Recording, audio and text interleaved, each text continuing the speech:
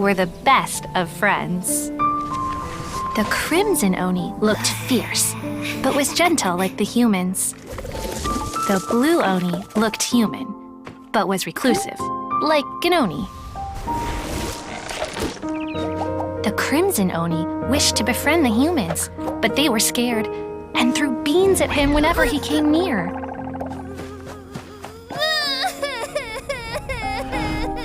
So the Blue Oni said to the Crimson Oni, Akka, I'll cause trouble in the village. You'll come and stop me. Then the humans will accept you. As planned, the Crimson Oni chased the Blue Oni away.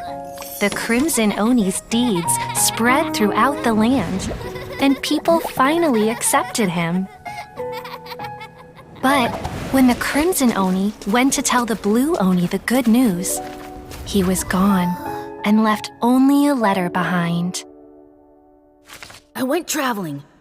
Don't come find me or they'll treat you as a naughty little Oni.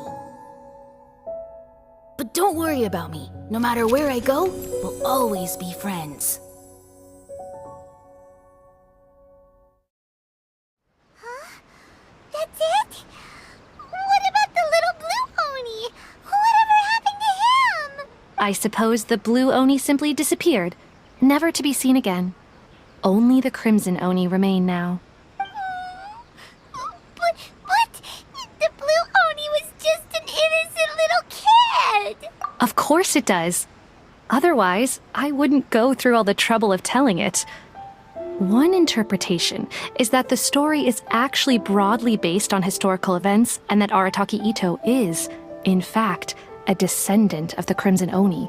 What I'm trying to tell you is that the Oni have sacrificed a lot in the past in order to finally integrate themselves into human society. But there are still some volatile personality traits in the Oni bloodline. Every generation of Oni inherits these traits. So while Arataki Itto has never been known to commit a wrongful act in the past, can we ever completely rule out the possibility of him one day allowing this side of him to take over? But how could he do that? After the Blue Oni's sacrifice?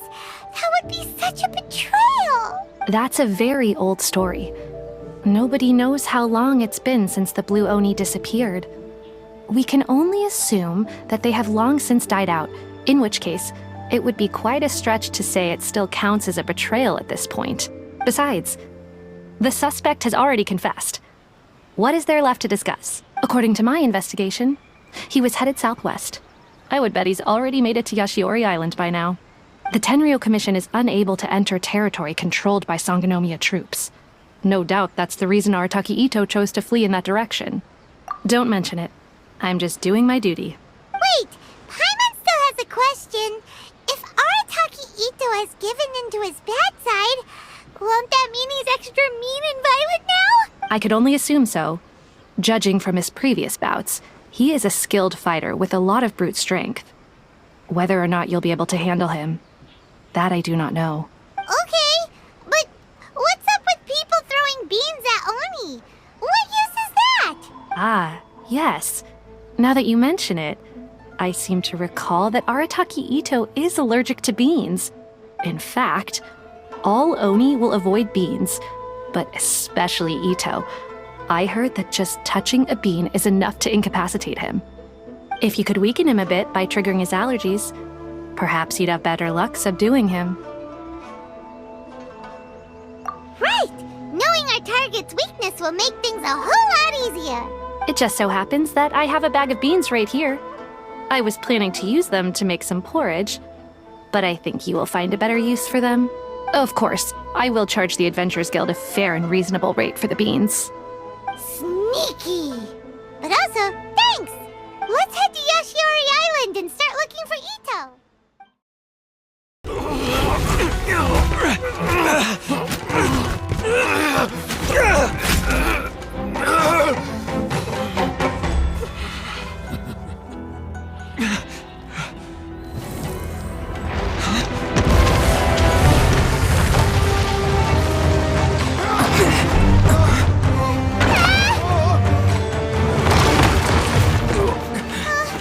I'll take care of this. There are still people in danger. Go, help them! What? Hey, I got this. Come on!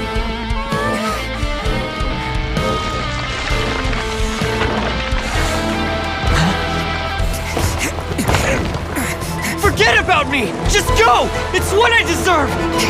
Ah, shut up, would ya?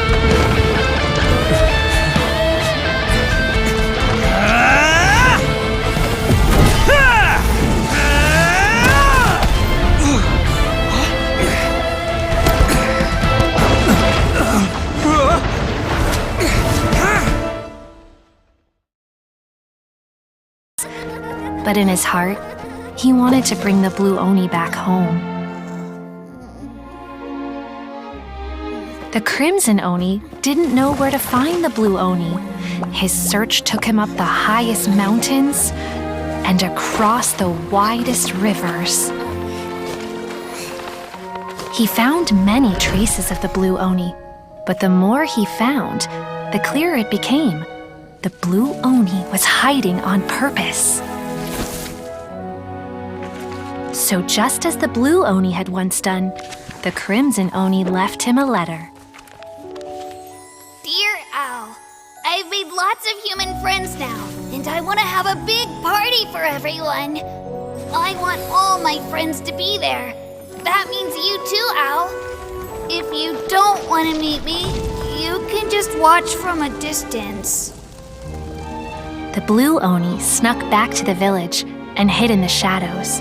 He saw the great feast and roaring fire and longed to join in. But though his stomach rumbled, the blue Oni remembered the oath of old and kept his distance.